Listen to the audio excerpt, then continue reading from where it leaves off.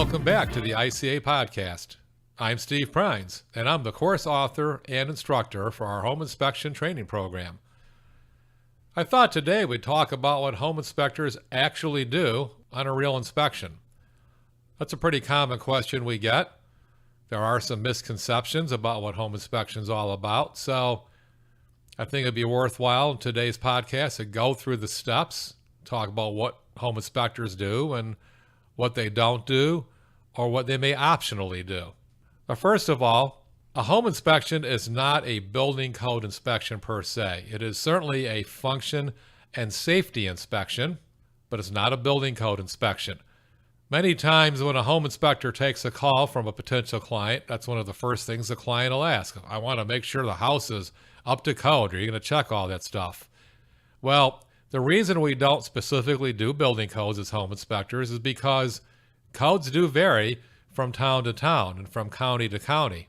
In some areas, they simply go by state building code, but in many areas, especially more urbanized areas, you may have a town like Chicago, as an example, has probably a couple of hundred suburbs around it. Every suburb has their own building codes. Chicago has a completely separate building code, and of course, even towns that use building codes that you may have heard of, depending on your background, like the International Residential Code, well, these towns are all going in different editions of the IRC. Some are going by an edition that could be 10 years old. Some towns have adopted in a more recent code edition. So, as a home inspector, we're not going to be able to take the time and go from house to house and town to town and try to learn what the codes are before we inspect that house. And the other reason that building codes aren't really relevant to home inspections is that, for the most part, home construction is grandfathered in. As an example, something was built in 1950, according to a 1950 era code, then unless major changes are made to the home, there's generally no requirement to bring that home up to current building code. So if you go in an old Victorian home, as an example, it may still have lead water piping. As a home inspector, you may want to report the fact that they have lead water piping as a safety consideration because of the danger to their personal health, but it's not necessarily a code issue because while lead piping would be against code by current code, it was not at the time. So you see the difference. We might report that lead water piping as a safety issue, but not as a code issue. That's the first big question we get. We are definitely not building code inspectors. Now, there are some times when, as a home inspector, you do want to report a code-related item, not because it's code, but because you don't want to have a situation where your client moves into the home and then perhaps they have to pull a building permit for some other work, and then a town's building inspector will come in and say, oh, you can't have this doesn't meet our code, even though the item wasn't particularly dangerous.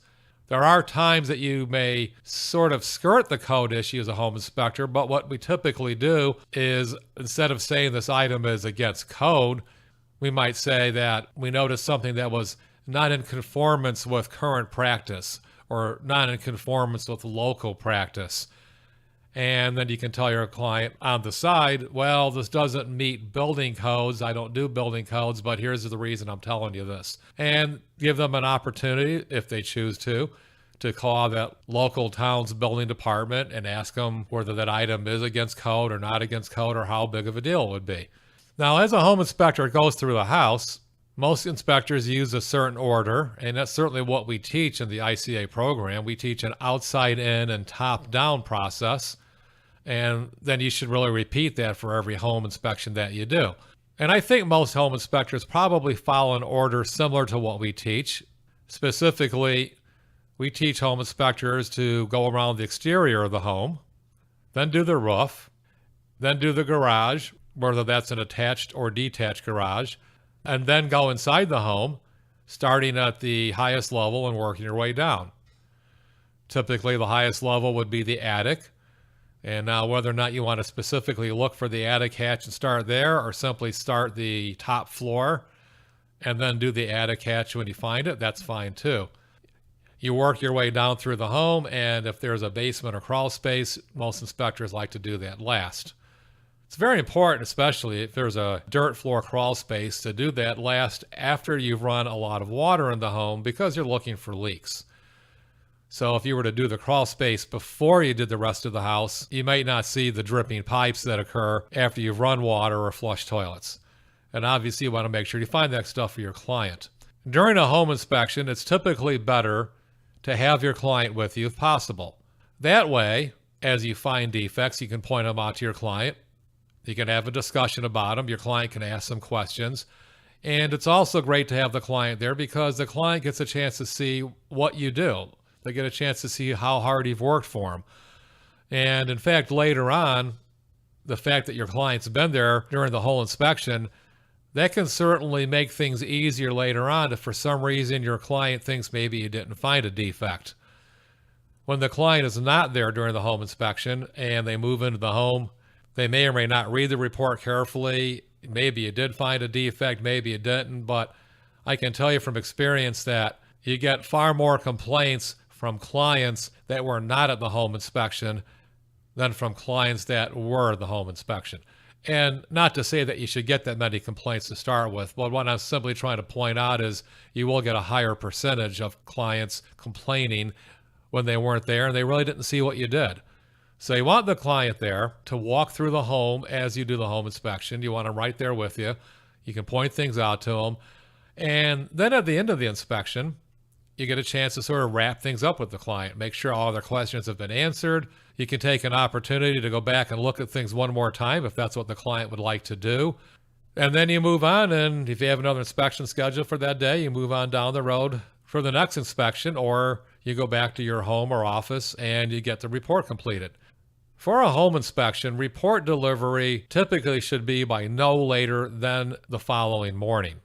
If you're in a state that licenses home inspectors, the time for report delivery may be dictated by law. However, it would be very common under a state licensing scenario to give you 2 business days or 3 business days to get the report done. But even if you're allowed 2 business days, I firmly believe you should get that report done, hopefully today, and delivered by the next morning at the latest. The inspection isn't truly done until you've done the report, and your client's waiting for that. So there's no sense in making them wait an unreasonable amount of time. And in my opinion, waiting 2 days for the report is an unreasonable amount of time. And from your own viewpoint, why would you want to wait 2 days to do a home inspection report? Because all that's going to do is cause you to forget more about the details of the home, no matter how good your notes are. Many inspectors these days, with a state-of-the-art report format, are largely filling out the report as they do the inspection on a tablet or some other handheld device using state-of-the-art reporting software, which can be purchased from many sources. And of course, photos are included within those reports. You can buy a handwritten report format, but we don't recommend them. That really went out with the dinosaurs. It's not very competitive. I mean, if you go out and you want to market yourself to real estate agents or to whoever you want to market yourself to, having a handwritten report is truly yesterday's news, and no one's really going to be impressed by it. Now, as far as when you find a defect or a series of defects, most home inspectors do not estimate the cost of repairs, even if you have a strong knowledge base in that. As an example, let's say that you're a roofer and you're thinking about going into the home inspection business. So you would have a pretty good idea about how much roofs are going to cost, and you know what they charge per square and what different shingle styles may cost per bundle and so forth. And that's all well and good.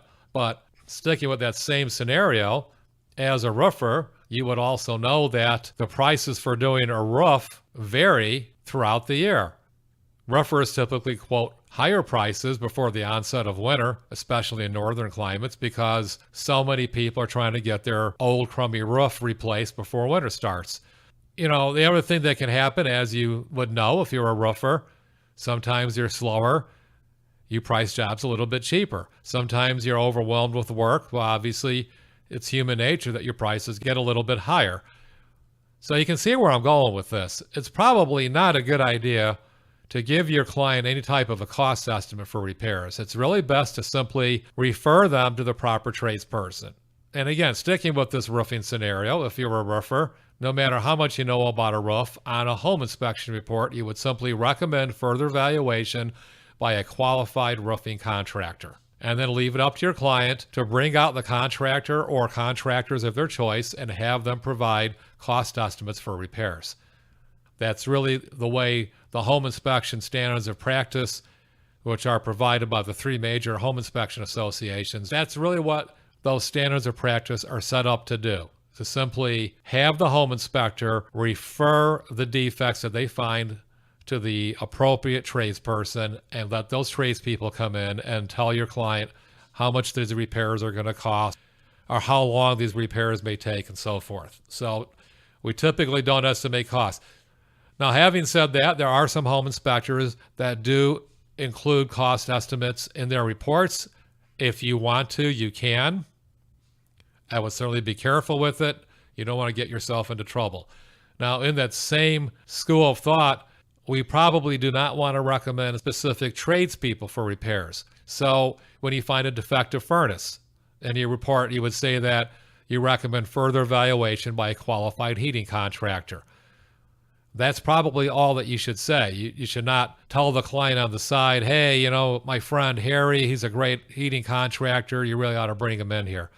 That's pretty much a conflict of interest, and you could get yourself into trouble doing that. If for no other reason than if Harry doesn't do a good job, you're not going to look very good. Or in fact, if Harry actually does a good job, but your client simply doesn't think they did a good job, or your client thinks they overpaid Harry because they didn't get any other price estimates. If your client really presses you for referrals for contractors, or if you feel that you might want to provide that as a service, it's always best to refer at least 3 different tradespeople for any given area. So if you did find a defective furnace and you reported it as such and you said recommend further evaluation by qualified heating contractor, if you decided to go the next step and help the client by finding a contractor, it's usually best to provide at least 3 names of heating contractors that you know to be reputable. And the other thing is, if you really offhand don't know of someone that's reputable, if you'd simply be looking them up yourself on the internet or even in a phone book, if you remember those, they, I think, still do publish phone books. But in any case, if you don't specifically know of a contractor, then there's no reason to just grab a name off the internet and give it to your client, because that's something they could do themselves.